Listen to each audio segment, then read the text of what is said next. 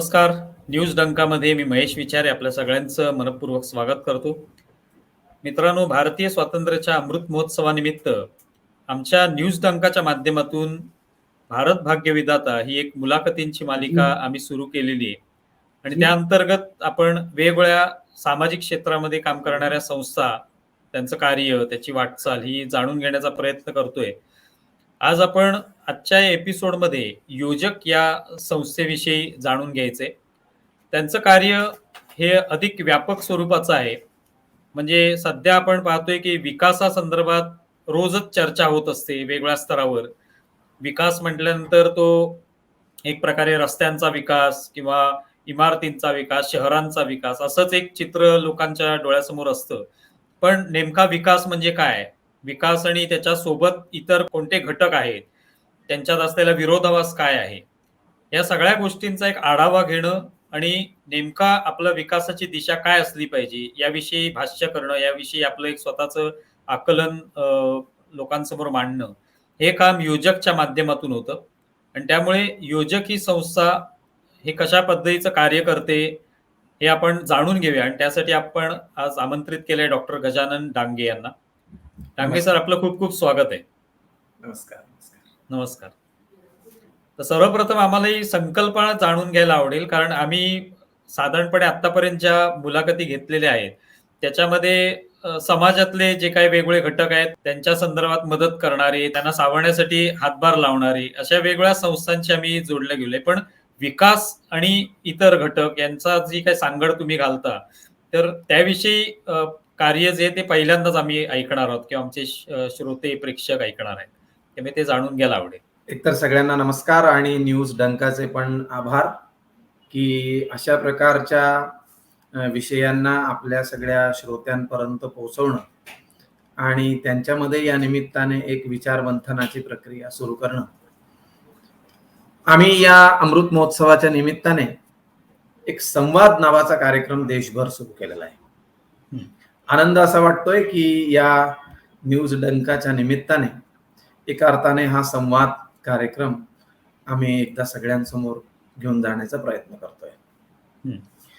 हा जो सगळा मुख्य विषय आहे की विकासाचं एकंदरीत जनजीवनावर एक अतिशय महत्वाचा परिणाम असतो आणि सर्व स्तरावरच्या लोकांचा या ना त्या पद्धतीने विकास या विषयाशी एक सहसंबंध असतो.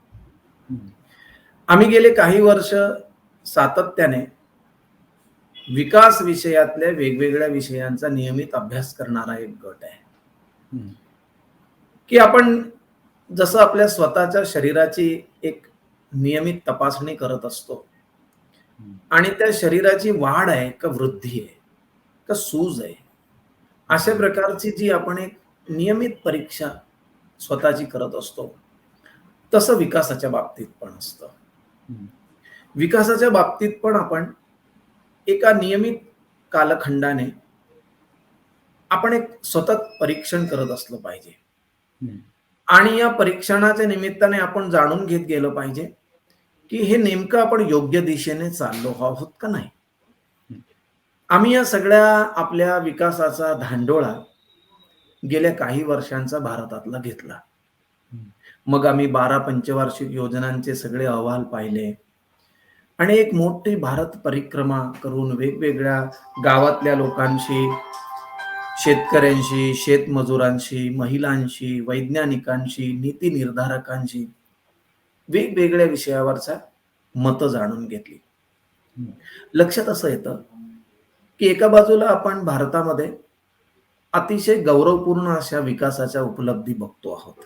निश्चितपणे आपण या सगळ्या वैज्ञानिकांचं, तत्कालीन सगळ्या राजकारण्यांचं, समाजातल्या घटकांचं आपण निश्चित अभिनंदन केलं पाहिजे की आपण खूप मोठ्या उपलब्धी प्राप्त केलेल्या आहेत. पण दुसऱ्या बाजूला या सगळ्या विकासाच्या यात्रेमध्ये आपल्याला खूप गोष्टींमध्ये गांभीर्याने लक्ष द्यावं अशी स्थिती बनताना दिसते आहे.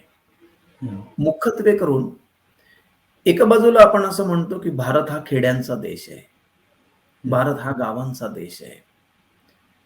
आणि मग जर या गावाकडे गेलो तर आज आपल्याला परिस्थिती तेवढी आनंददायी दिसत नाही.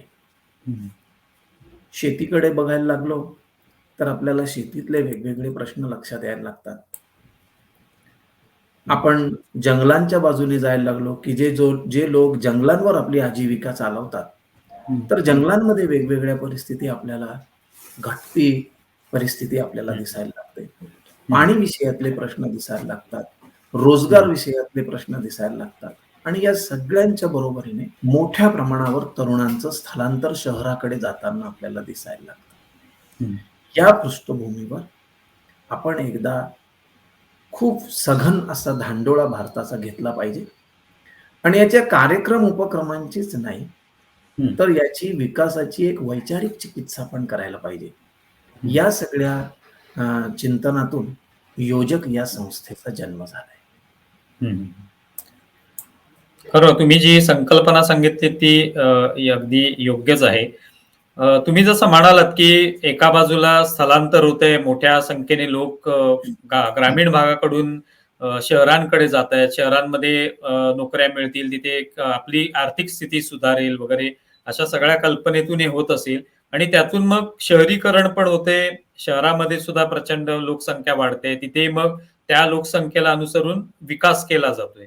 तर तुमच्या दृष्टीने हा जो विकास सध्या सुरू आहे, का पुलांची बांधणी असेल, रस्त्यांची बांधणी असेल, इमारती उभ्या राहत आहेत, उंच उंच टॉवर उभे राहत आहेत, तर हे सगळं कितपत कशा पद्धतीने तुम्ही त्याच्याकडे पाहता, तुमची जे आतापर्यंत अभ्यास केलेला आहे सगळ्या विकासासंदर्भात? आपण या विषयाकडे सगळे मिळूनच असं बघूया की स्थलांतर 2 प्रकारचं असतं.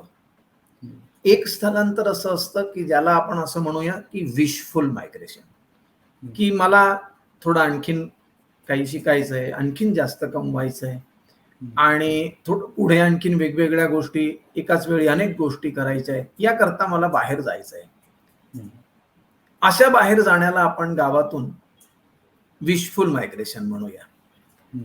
दुसऱ्या बाजूला एक मायग्रेशन अशा प्रकारचं असतं की ज्याला आपण डिस्ट्रेस मायग्रेशन म्हणतो, की मला जायची इच्छा नाहीये, मला गावात राहायचंय, पण मला गावात जगण्यासाठी आधार नाहीये, मला जगण्यासाठीचे विकल्प नाहीये.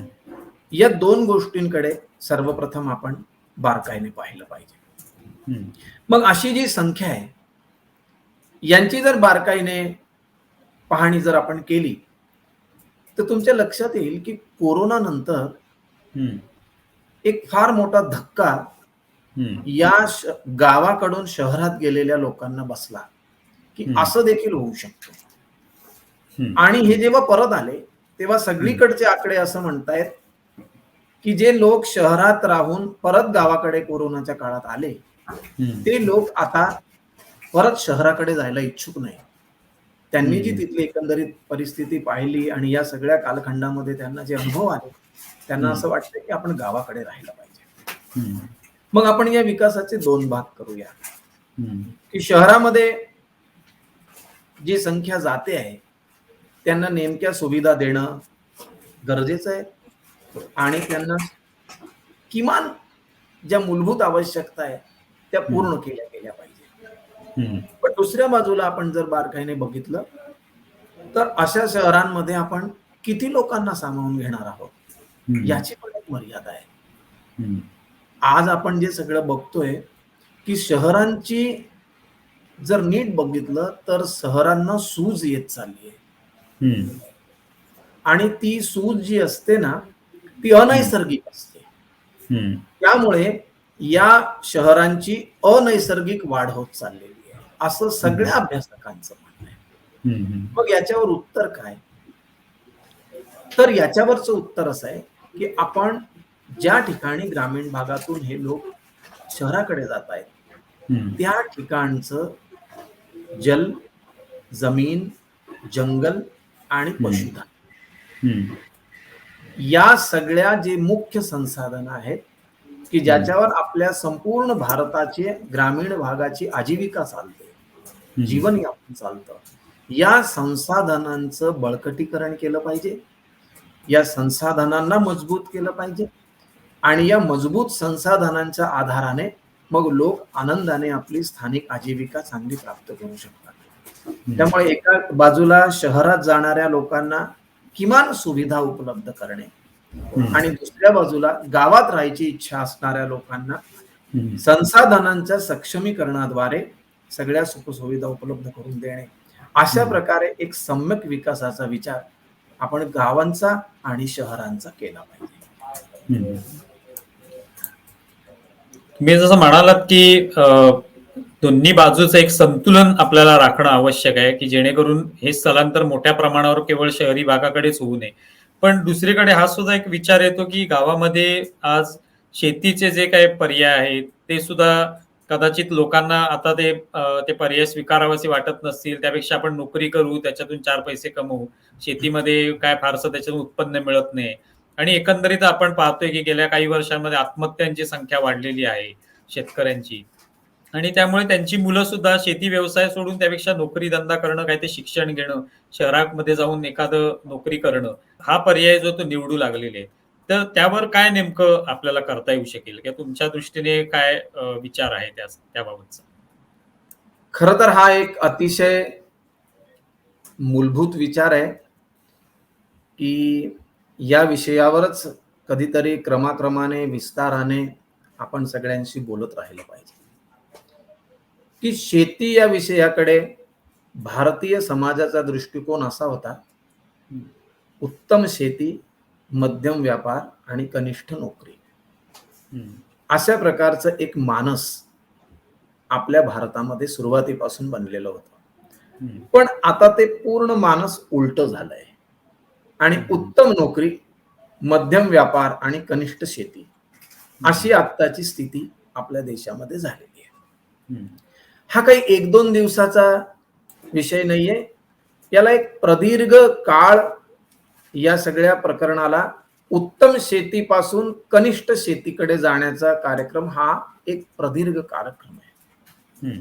आणि जर अगदी बारकाईने बघायला गेलं तर याची मोठ्या प्रमाणावर सुरुवात ब्रिटिशांच्या काळापासून झालेली आहे. जर आपण काही अभ्यास पाहिले तर त्या काळापासून आपली शेती ही अतिशय स्वयंपूर्ण, अतिशय स्वावलंबी, अत्यंत पर्यावरणपूरक अशी आपली शेतीची पद्धती होती. आणि म्हणून आपण म्हणतो की आम्ही सर्वात जगातले जुने शेतकरी आहोत. सगळ्या कागदपत्रांनीशी आपण हे सिद्ध केलंय की आपण जगात सगळ्यात आधी शेती आपण करतो आणि आपण अतिशय शाश्वत पद्धतीने शेती करत होतो. या शेतीच्या पाठीमागे असणारा जो आपला विचार होता, इथे कुठेतरी गल्लत झाली आहे. आणि तिथून याचं आपण असं म्हणूया की दिशा चुकायची सुरुवात झाली. आपण सारे लोक शेतीला कधीच व्यवसाय मानत नव्हतो. शेती ही एक जीवन पद्धती मानत होतो.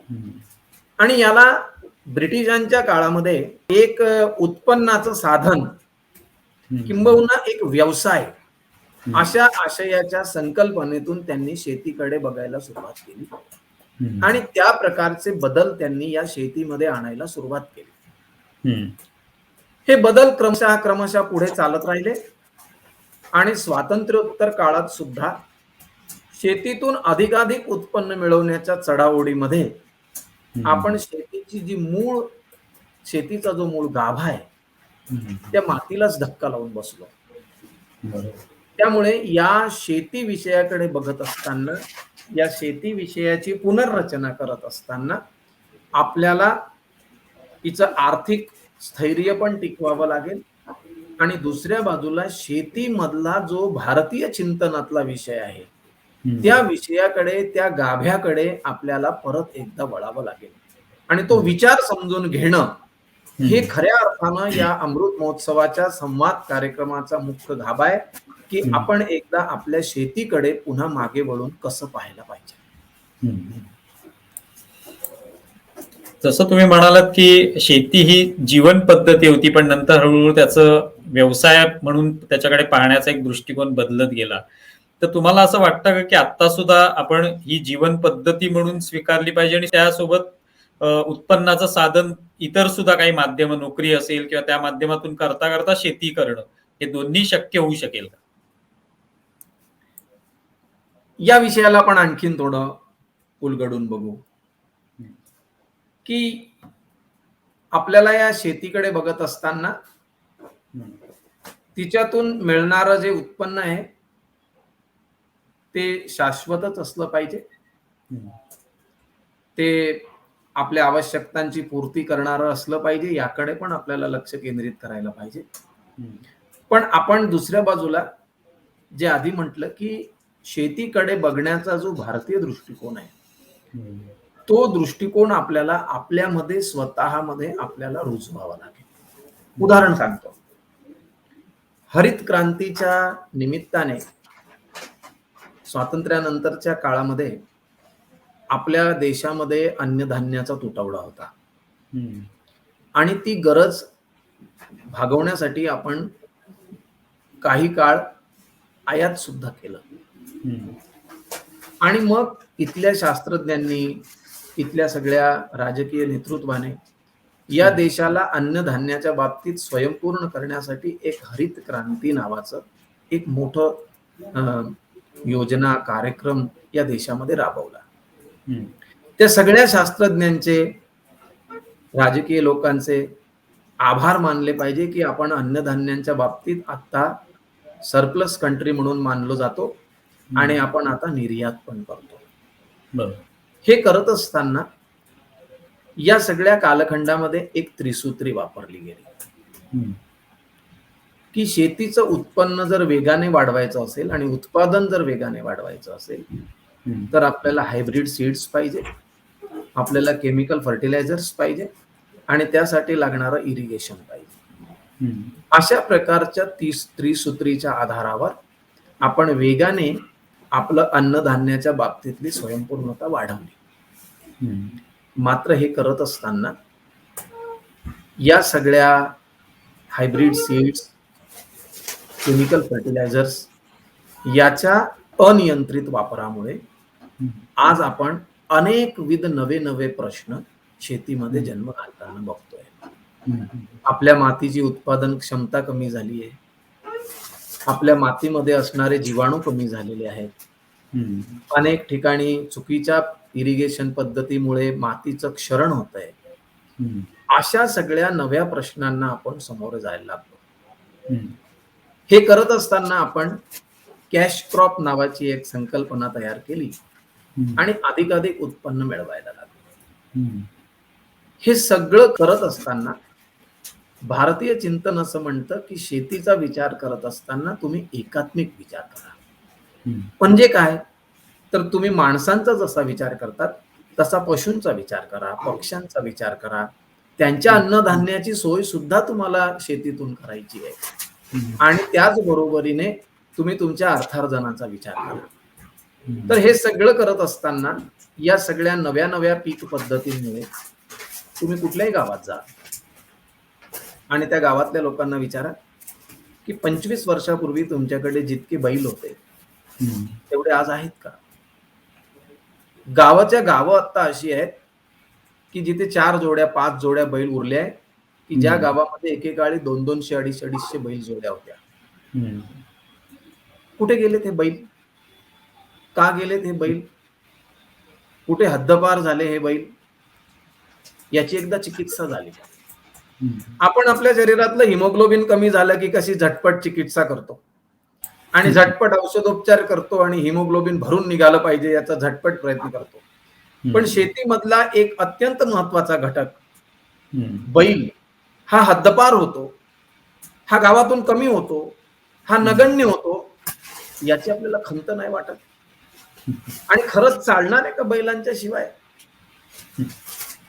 असे प्रश्न जेव्हा आपण चर्चेला आणू तेव्हा आपल्याला लक्षात येईल की उत्पादनाच्या बरोबरीने सोबत आपल्याला या सगळ्या घटकांचा वापर केला तर त्या शेतीची चक्रीयता टिकते, शाश्वतता टिकते.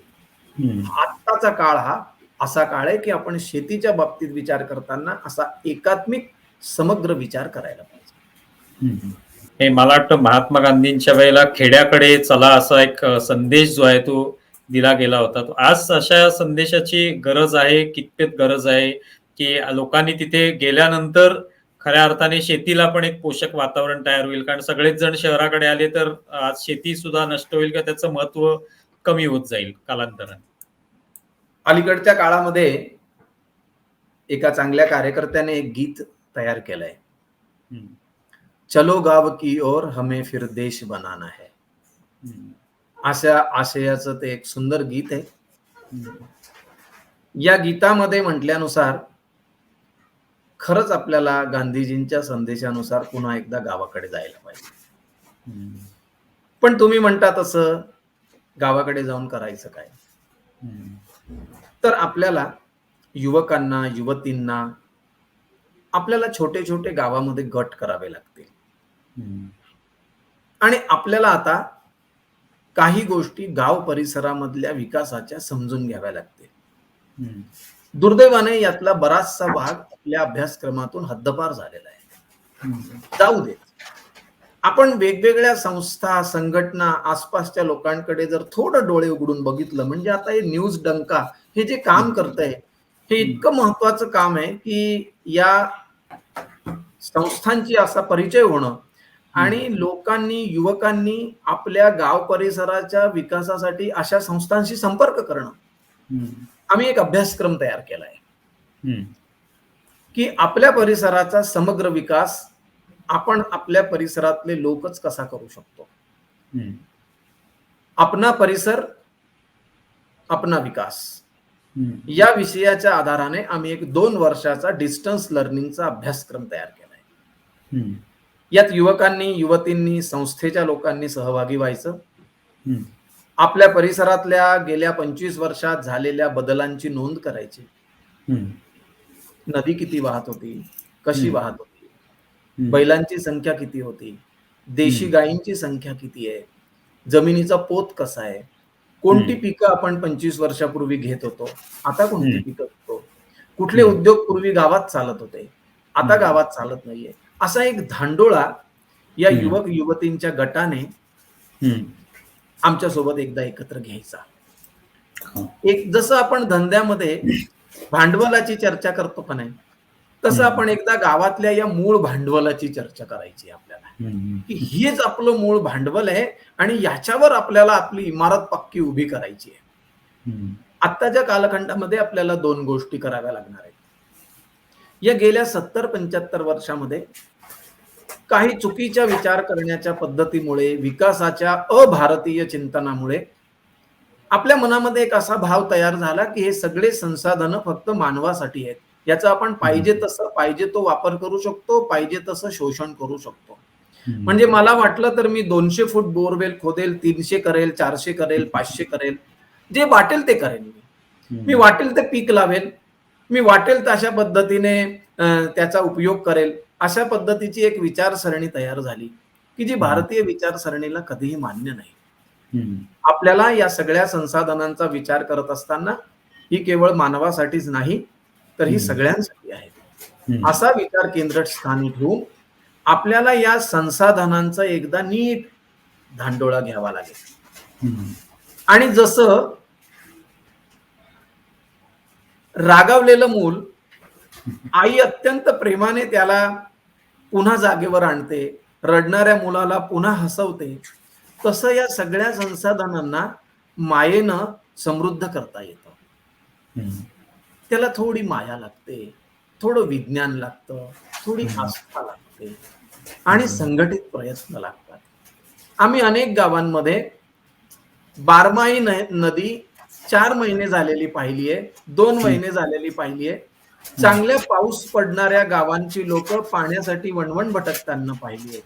आणि नंतर मात्र त्या गावाच्या समुदायाने सामूहिक पुरुषार्थाने पुन्हा आपल्या गावाचे पाणवठे नीट केले, पुन्हा त्यांनी पिण्यासाठी पशूंच्या पिण्याची पाण्याची व्यवस्था तयार केली आहे, पक्ष्यांसाठीचे जंगलातले घरटी, त्यांची प्राण्यांची त्यांची व्यवस्था नीट केली आहे.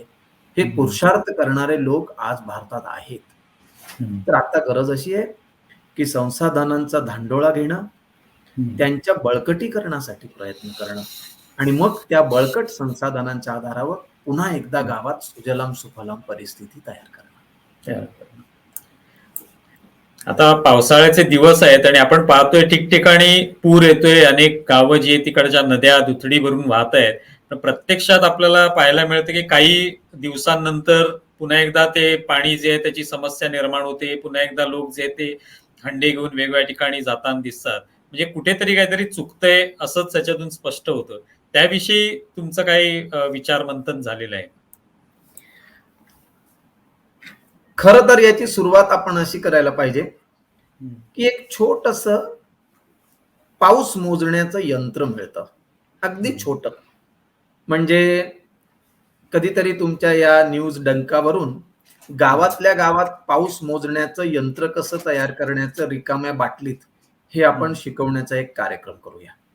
जरूर हे जरूर. यंत्र इतकं महत्वाचं आहे की हे प्रत्येक गावाने कुठल्याही सरकारी मदतीशिवाय आपल्या गावात लावलं पाहिजे. आणि सर्वप्रथम आपण हे समजून घेतलं पाहिजे की आपल्या गावात पाऊस पडतो नेमका किती, आणि हा पाऊस किती दिवस पडतो आणि किती पडतो, हे एकदा आपण नक्की आपल्याला समजलं की मग आपल्याला आपल्या गावाची गरज काढता येते. आणि गावाची गरज काढली की मग आहे त्या पडणाऱ्या पावसाचं आपल्याला लक्षात येतं की आपल्याला जेवढं पाणी लागतं ना, त्याच्यापेक्षा प्रचंड अधिक प्रमाणाने पाऊस आपल्याला प्रकृतीमधून, देवाकडून आपल्याला प्राप्त होत असतो. पण गंमत बघा, आपली आई 3 दिवसांनी जर नळ येणार असतील तर घरातली छोटी छोटी भांडी भरून ठेवते ना. तिला माहिती असतं की घरात पाणी किती लागणार आहे, वापरायला किती लागणार आहे, स्वयंपाकाला किती लागणार आहे, आलेल्या गेलेल्यांना किती लागणार आहे, आणि नळ तर 3 दिवसांनी येणार आहे. मग ती सगळे छोटी छोटी भांडी भरून ठेवते. गावामध्ये पण असंच करायला लागतं. आपल्याला पावसासाठी अशा छोट्या छोट्या जागा तयार कराव्या लागतात. असं म्हणतात की पाऊस येतो आणि धावून निघून जातो. तर मग जसा आपल्यावर संस्कार घडवतो तसा पाण्यावर पण संस्कार करायचा असतो. जो धावणारा पाऊस असतो ना, त्याला चालायला शिकवावं लागतं. चालणाऱ्या पावसाला रांगायला शिकवायला लागतं.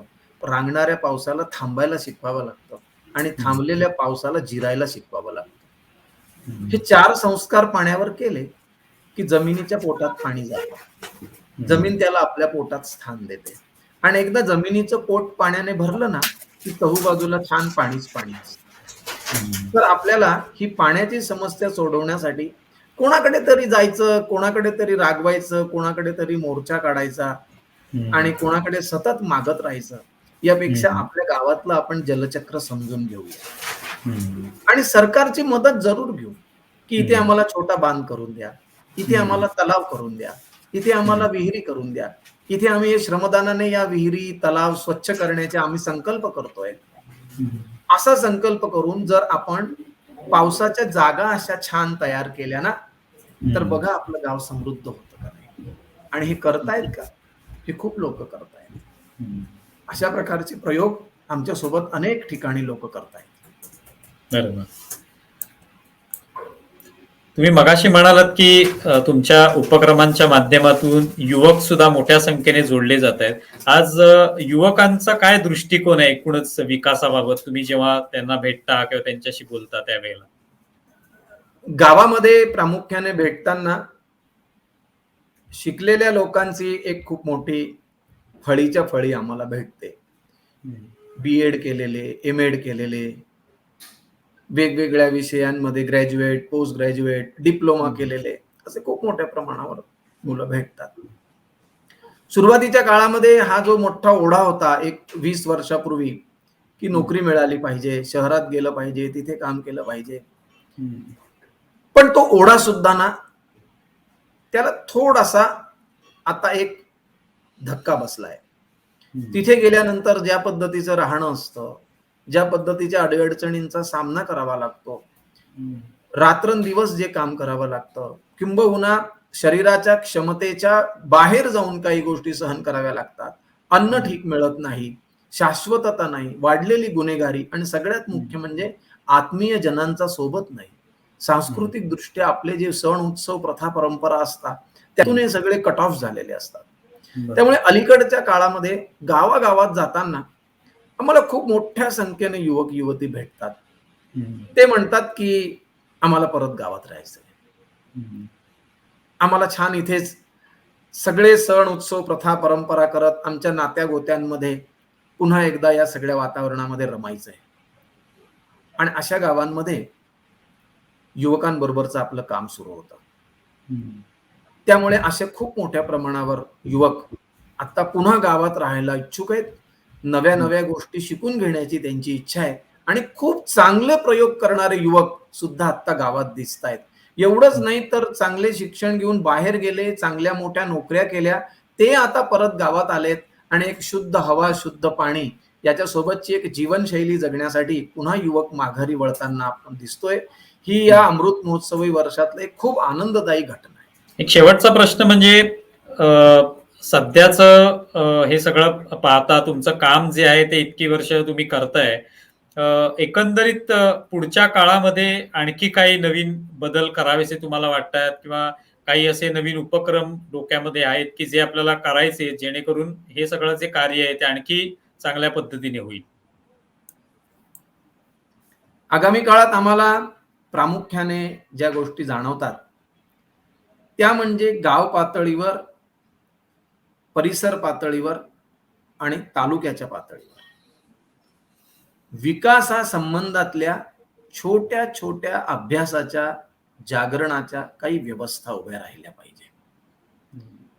आपल्याकडे आता असं घडलंय की विकासाचा अभ्यास करणं हे सरकारचं काम आहे, विकासाची नीती बनवणं हे सरकारचं काम आहे. आपण कोण आहोत? तर आपण लाभार्थी आहोत. या मनस्थितीमध्ये आपण पोहोचलेलो आहोत, बेनिफिशरीज आहोत आपण, या मनस्थितीत आपण पोहोचलोय. तर आपण या मनस्थितीतून बाहेर येण्यासाठी आपण सगळ्यांनी मिळून एकत्रित प्रयत्न करण्याची आगामी काळात खूप गरज आहे की आपण या विकासाचे लाभार्थी नाही, आपण या विकासाचे भागधारक आहोत, आपण या विकासाचे भागीदार आहोत. आणि या भागीदारीच्या भूमिकेमध्ये जेव्हा आपण विकासाचा जायचा प्रयत्न करू तर मला असं वाटतं की विकासाचे प्रश्न सोडवणुकीच्या दिशेने टाकलेलं ते एक फार महत्वाचं पाऊल येत्या काळात ठरेल. पण याकरता छोट्या स्तरावर, तालुक्याच्या स्तरावर, अगदी एक 10-15 गावांच्या छोट्या क्लस्टरच्या स्तरावर सुद्धा अभ्यासाच्या, चर्चेच्या, संवादाच्या व्यवस्था उभ्या राहणं गरजेचं आहे. म्हणजे न्यूज डंका सारखे कार्यक्रम एक 25 जणांनी मिळून एकत्रित येऊन बघितले पाहिजे.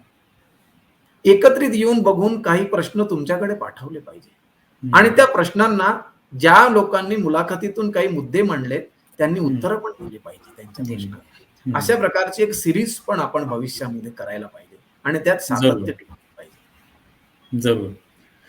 खूप चांगली सूचना तुम्ही केलीत आणि तुम्ही ज्या पद्धतीने म्हणालात तसं एक जागरण होण्याची गरज आहे आणि प्रत्येकाने जागृत होऊन आपण भागधारक आहोत हे समजणं आवश्यक आहे.